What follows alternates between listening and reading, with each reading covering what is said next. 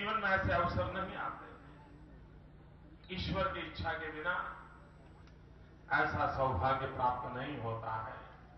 और इसलिए मैं कहता हूं, मां गंगा ने ही मेरे लिए कुछ काम तय किए और जैसे जैसे मां गंगा मेरा मार्गदर्शन करती रहेगी, मैं उन कामों को पूरा करता जाऊंगा। और तब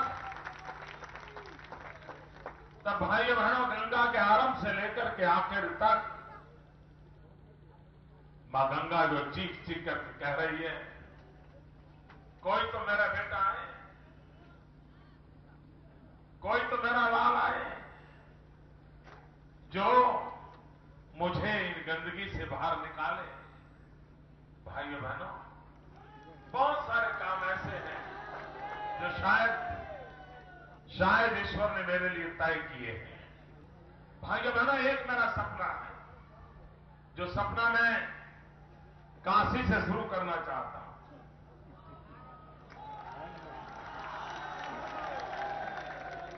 लेकिन वो काम सरकार नहीं कर सकती, काशी के नागरिक ही कर सकते हैं। क्यों चुप हो गए? मैं जानता हूं काशी वालों से कोई काम करवाना बड़ा कठिन होता है। 2019 5 साल के बाद महात्मा गांधी को 150 वर्ष हो गए। उनकी 150वीं जयंती आएगी। देश को इतना बड़ा देने वाले महात्मा गांधी, विश्व को देने वाले महात्मा गांधी, युग पुरुष महात्मा गांधी। महात्मा गांधी के अनेक पहलू थे, अनेक विशेषताएं थे, अनेक क्षमताएं थी, लेकिन एक बात में महात्मा गांधी बड़े प्रतिबद्ध थे, कटिबद्ध थे, और उस बात में कभी महात्मा गांधी कॉम्प्रोमाइज नहीं करते थे। और वो उनके मन का भाव रहता था सफाई। महात्मा गांधी आश्रम में भी अगर सफाई के संबंध में कोई कॉम्प्रोमाइज करे तो उसको आश्रम से निकाल देते थे, इतने वो आग्रही रहते थे। महात्मा गांधी के 150वीं जयंती अगर मनानी है तो क्या देश महात्मा गांधी के एक आग्रह को पूरा कर सकता है, और वो है सफाई। क्या ये सफाई का काम हम काशी से शुरू कर करके 2019 में जब महात्मा गांधी के 150 मनाए, तब पूरा हिंदुस्तान, जिस पर दुनिया एक बात के लिए आलोचना करती है, यार हिंदुस्तान में जाने के लिए, देखने के लिए बहुत है, एक गंदा बहुत है। भाइयों बहनों, ये बदला जा सकता है। हमारे लोग जब सिंगापुर जाते हैं तो आकर के कहते हैं, भाई सिंगापुर इतना बढ़िया है, कोई कूड़ा कचरा नजर नहीं आता है। तो मैं लोगों को पूछता हूं, भाई सिंगापुर में कोई कूड़ा कचरा नजर नहीं आता है, क्या किसी को डालते हुए देखा था क्या? पान खाकर के भारत माता की जय बोल करके जो पिचकारी लगाता है, ऐसा कभी देखा था क्या? भाइयों बहनों, ये भी एक भारत मां की सेवा करने का तरीका है। काशी को आध्यात्मिक राजधानी बनाने की पहली शर्त है काशी साफ सुथरा, स्वच्छ हो। आपको लगेगा ये आदमी प्रधानमंत्री बनने योग्य नहीं है। प्रधानमंत्री को तो कैसा कैसा बोलना चाहिए, अमेरिका का बोलना चाहिए, चंद्रमा का बोलना चाहिए, रशिया का बोलना चाहिए। ये आदमी पागल है जो यहां की गली मोहल्ले की कचरे की बात कर रहा है। भाइयों बहनों, उसी काम से मैं दुनिया बदल सकता हूं। इसी काम से दुनिया बदली जा सकती है। छोटे छोटे कामों से ही बड़े काम होते हैं, और काशी में छोटे छोटे कामों से शुरू कर करके बहुत बड़े कामों को पार करने का हमने तय करना है, और गंगा के किनारे खड़े होकर के संकल्प करके जाना है कि अब काशी की पहली हमारी जिम्मेवारी है, अब हम काशी को गंदा नहीं होने देंगे। काशी की गलियों को गंदा नहीं होने देंगे। हम तय करें कि मैं कम से कम कोई कूड़ा कचरा नहीं फेंकूं। एक बार इतना निर्णय कर लीजिए, अपने आप शुरुआत हो जाए। पूरे विश्व को आकर्षित करने का सामर्थ्य है। बहुत सारे सपने संजो करके आया हूं आपके बीच में। बस सिर्फ वोट नहीं, मुझे आपका साथ और सहयोग चाहिए। ऐसा नहीं, मेन चीज ये है। आप ये तो नहीं मानते ना कि मोदी को 5-7 लाख वोट दे दिए तब कॉन्ट्रैक्ट दे दिया, चल मोदी 5 साल में पूरा करेगा। ऐसा तो नहीं है ना? मेरे काशी वासियों, आपने मुझे कॉन्ट्रैक्ट तो नहीं दिया ना? हम सब मिलकर के काशी के सेवक हैं, हम सब मिलकर के काशी के सेवक हैं। भाइयों बहनों, इस देश में पहली बार हुआ ऐसा है कि देश में गठबंधन से सरकारें तो बनती थी, लेकिन पहली बार ऐसा हो रहा है कि गठबंधन से शायद विपक्ष बनाना पड़े। अधिकृत विपक्ष बन ही नहीं पा रहा, और इसलिए अधिकृत विपक्ष बनने के लिए गठबंधन करना पड़े, ऐसा चाहता देश की जनता ने मारा है भाइयों, ऐसा कभी वो नहीं। स्पष्ट जनादेश दिया है।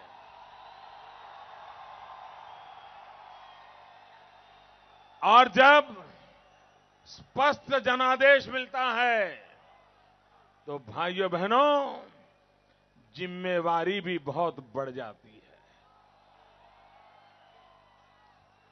और मैं देशवासियों को विश्वास दिलाता हूं, आपने हम पर जो भरोसा रखा है, उस भरोसे को कभी कोई चोट नहीं पहुंचने देंगे। ऐसे भी बहुत दल हैं जो इस बार संसद में नहीं पहुंच पाए हैं। मैं उन दलों को भी कहता हूं कि हमारे लिए आपका भी उतना ही महत्व है जो पार्लियामेंट के अंदर अच्छी ताकत से लोग आए होंगे उनके बराबर है। भाइयों बहनों, तोड़ने की राजनीति का युग समाप्त हो चुका है। आज से जोड़ने की राजनीति का युग प्रारंभ होता है।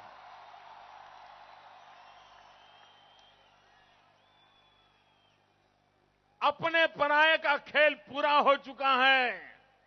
125 करोड़ हमारे हैं, अपने हैं।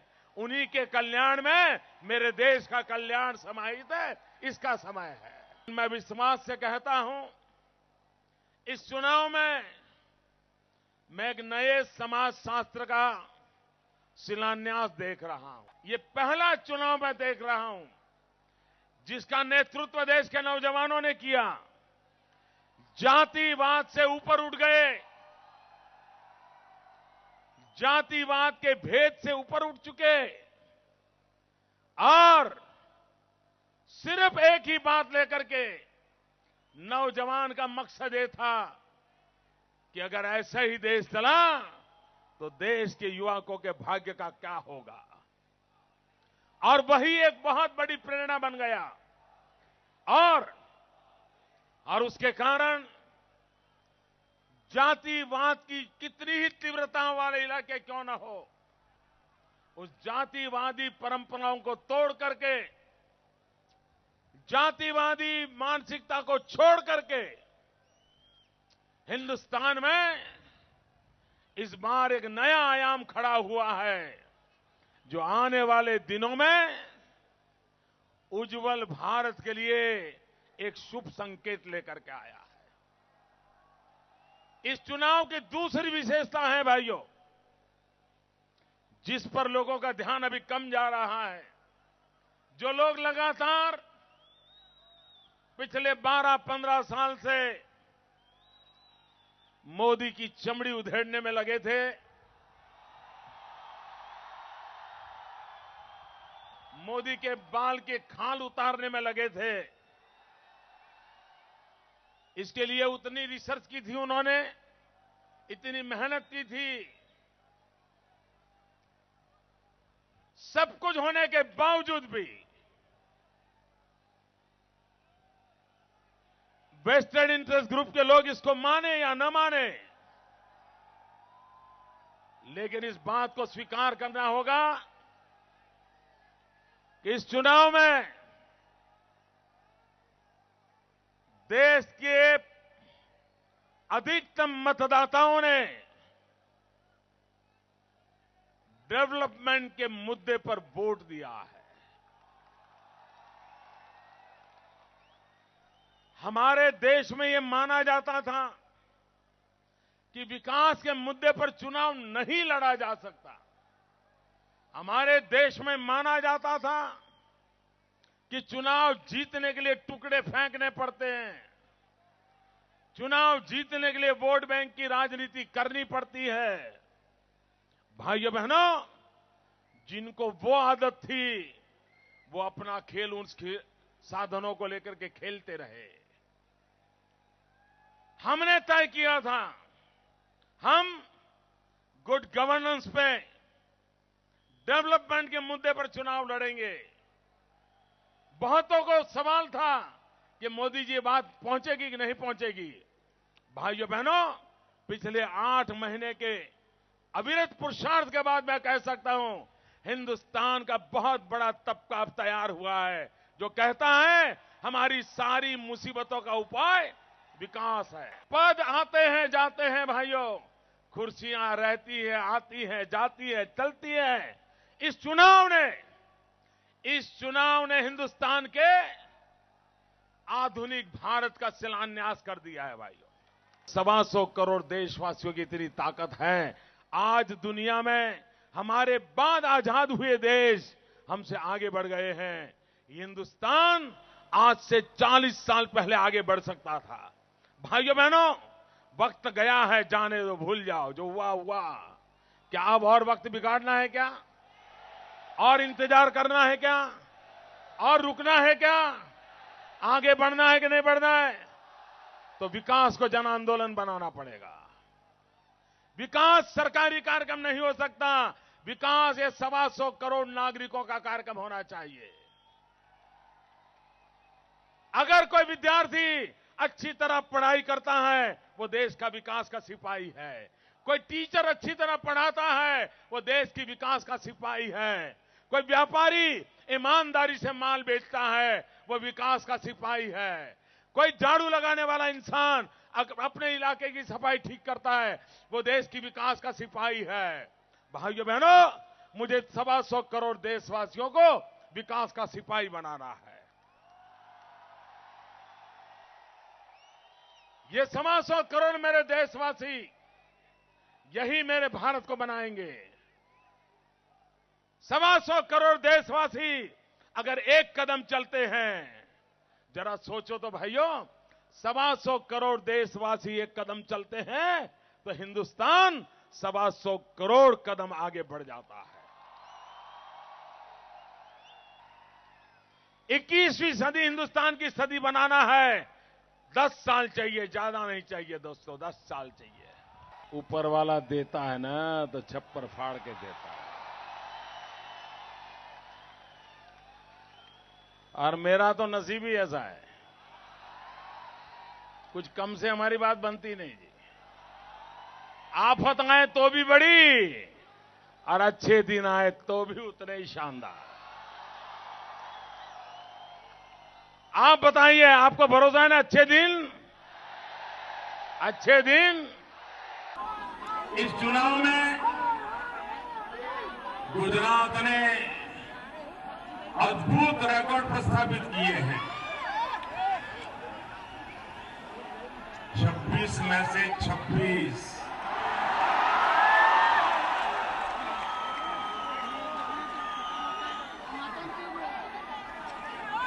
पहले जब बोलते थे ना तो कुछ लोग हमारा मजाक उड़ाते थे।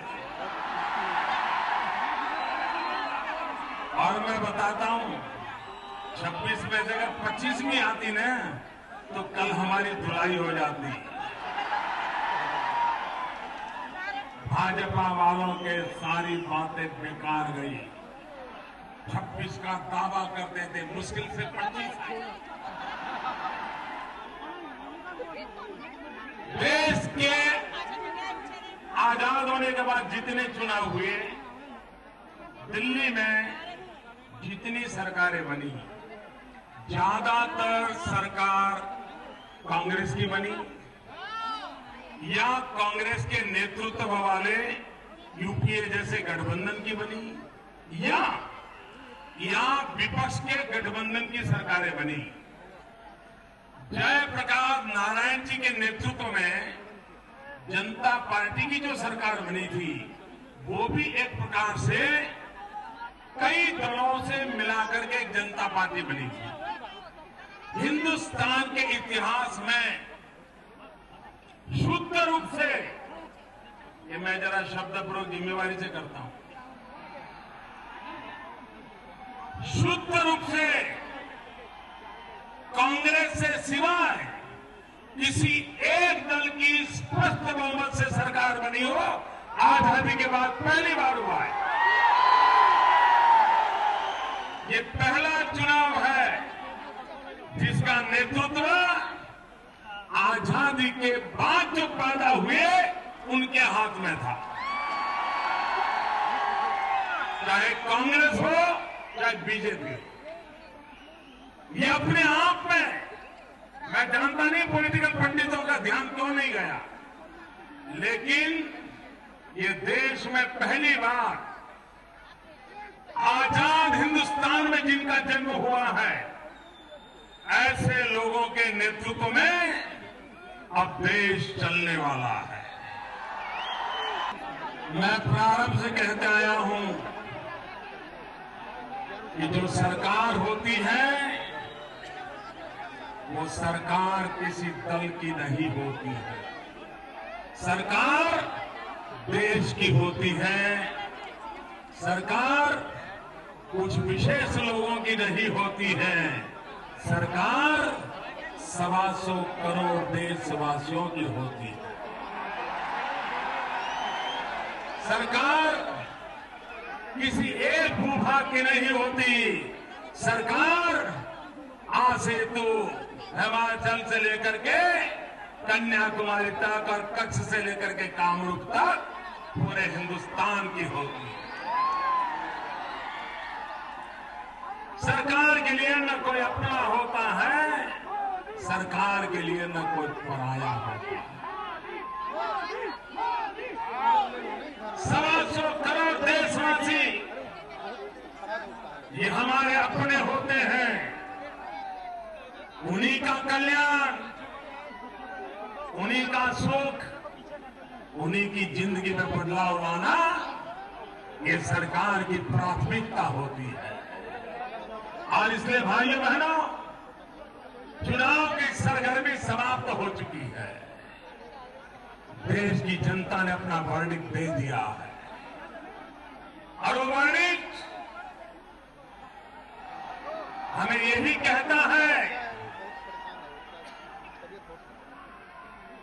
कि हमें हिंदुस्तान को आगे ले जाना है।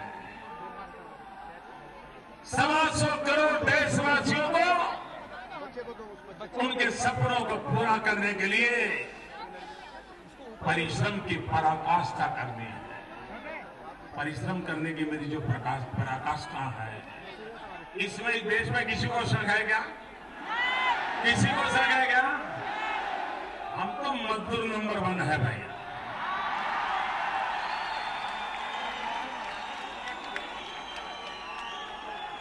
आने वाले 60 महीने इस देश को मेरे जैसा मजदूर नहीं मिलेगा भाइयों।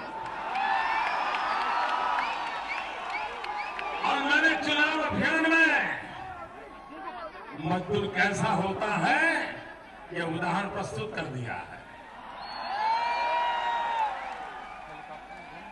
और ये एक विषय है कि मेरे विरोधी भी उस पर सवालिया निशान नहीं लगाते। मेरा घोर विरोधी मीडिया वाले भी इस विषय पर मेरे खिलाफ एक शब्द नहीं बोलते, मानते यार ये बड़ी मेहनत करने वाला इंसान। भाइयों बहनों, 4 बार आपने मुझे मुख्यमंत्री के नाते दायित्व दिया है और एक दिन भी मैंने वैकेशन नहीं लिया है, क्योंकि मैं मानता हूं जो जिम्मेवारी दी है, इसको पूरा करने में शरीर का प्रत्येक कण, समय का प्रत्येक क्षण 125 करोड़ देशवासियों को समर्पित है।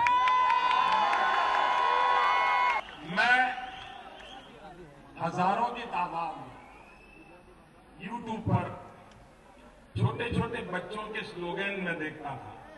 मैं जरा सोशल मीडिया में जरा नजर करने का मेरा शौक है। एक साल के, दो साल के बच्चे अब की बार YouTube पर देखिए आप, जिन बच्चों को शायद अभी तो माँ, पप्पा, मम्मी बोलना सीखा था, वो बच्चे भी, इसका मतलब ये हुआ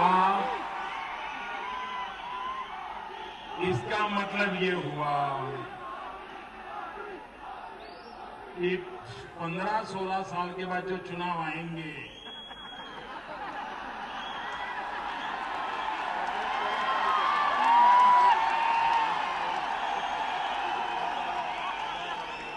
उसकी फौज भी तैयार हो गई।